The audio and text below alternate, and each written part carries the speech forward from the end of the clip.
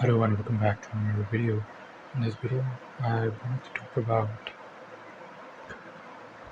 miracles in the spiritual journey.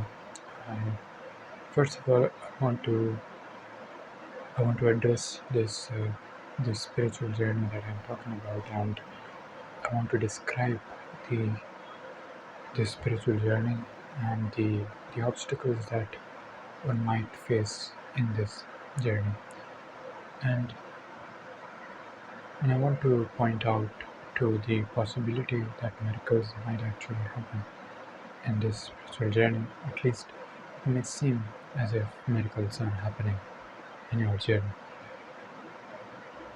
Now, the spiritual journey for Western audience, if someone is watching from the Western country, for them this spiritual journey is kind of a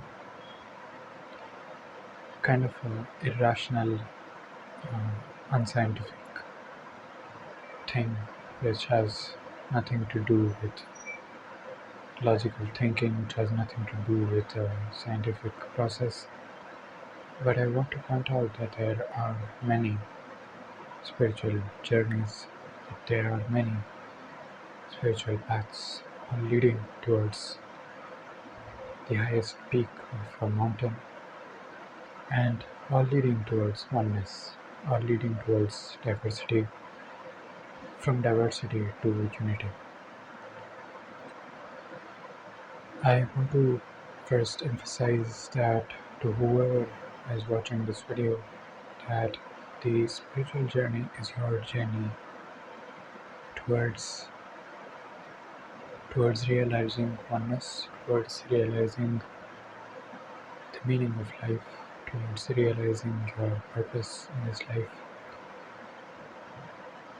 The spiritual journey is about activation of your right side of your brain, of your right hemisphere.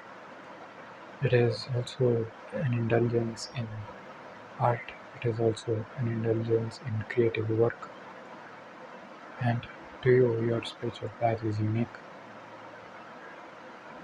Being alone with yourself is spiritual in nature. Being with yourself is spiritual in nature. You may have different rituals, you may have different pathways, but the consciousness that is experiencing the rituals, the consciousness that is trying to go towards this unity, towards love and towards peace, is the source of these religious experiences. Your religion does not matter in this spiritual path at all. And the yogis of India had attained very high spiritual levels. They had attained them by removing themselves from the society and performing austerities, performing ascetic activities, and they had reached a very high level of consciousness. This happens also in religious people. This also happens among people who are city dwellers, who are in the society. They're not able to reach the level that a yogi or a person who has renounced the world and gone through a lot of austerities teach. One such yogi comes to my mind called Milarepa. He was a highly spiritually evolved, enlightened being who is highly regarded in the Buddhist circles and also in the yogi traditions because he had a very different journey. He had a very unique story of his life, and he performed years and years of austerities and almost died of starvation and hunger and gone through a lot of suffering in his life, after which he had attained all these methods of performing miracles. After his austerities, which lasted for almost 20 to 30 years, he went went about teaching his and taking in disciples so that he can teach what he has learned. In this journey, he had acquired a lot of powers, so to speak, and for a lot of Western audience, for a lot of people who are trained in a scientific methodology, to them it is all nonsense. But I want to talk about this because this actually happens. It is an observed phenomenon, and a lot of people have experienced this. We cannot simply reduce them as mere wordplay or imaginations. We cannot do that. We must investigate into this, and after investigating into this, I had come upon a lot of books which described this method of attaining miracles, or what is called siddhis in the yogic tradition, and in a lot of spiritual texts there are these methods and these ways where you can attain these siddhis. This requires a tremendous amount of energy and work from your part to attain these, and there have been many sages who recommend against trying to attain these siddhis. There have been sages from Islam, sages, and obviously Jesus Christ is very famous in this regard. His miracles are very famous. I believe that they were true, that he performed all these miracles, and I also believe that he had visited India and had learnt the way to perform these miracles. And at the end of the day, these miracles happen around sages. They really do not do it, and they cannot really claim that these miracles are their doing. These miracles happen around them, and people associate it to them. So, regardless, I want to first tell you that it is a very scientific process. It requires years and years of austerities and years of training your mind and being able to delve in the universal mind, being able to look into the universal mind and act through the universal mind. This is something that one must gain through meditation practices. One must try to understand that he or she has a mind that is beyond this limited mind, a mind that is connected to the universe, and he is able to access this mind and gain wisdom and valuable information about his surroundings, his environments, his his social relationships, and in his even his future. This wisdom um, is generally found when you try to access this universal mind, when you be in your consciousness, when you observe things more with more awareness, when you are healthy, when you are when you are aligned with your soul, you will naturally move towards gaining a higher level of consciousness. You will naturally move towards being more and more conscious, which will make you understand a few things about the world. Now, a few things that I want to teach here. This particular video is about consciousness and about rising above the limited mind. Now, you see, the depths of life are not in the observable phenomena. The depths of life is in your soul, which is completely invisible.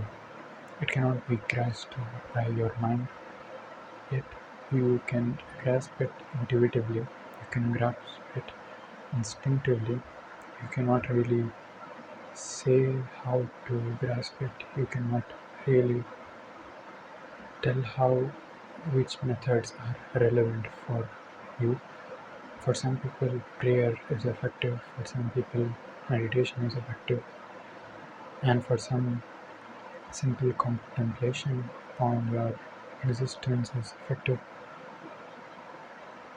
But all of these paths are leading you towards the peak of the mountain, which is the same, which is consciousness, which is awareness. Once you are in this awareness, once you are conscious, and you will have a natural desire to evolve this consciousness, you'll have a natural desire to somehow make the light of consciousness more and more visible, more and more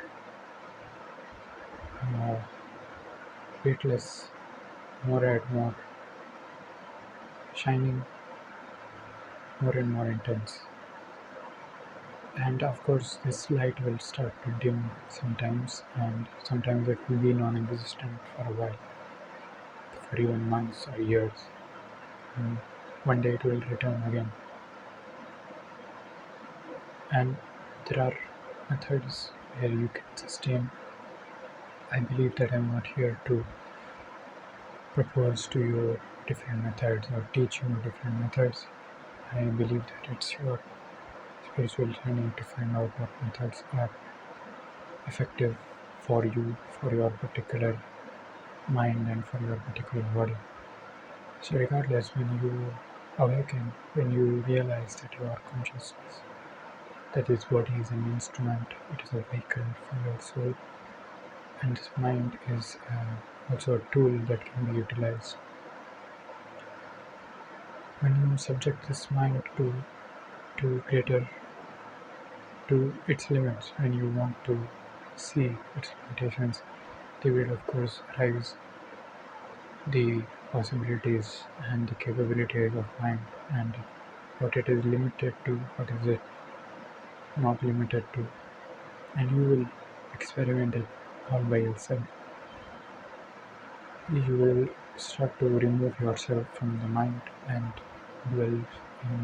delve in the universal mind.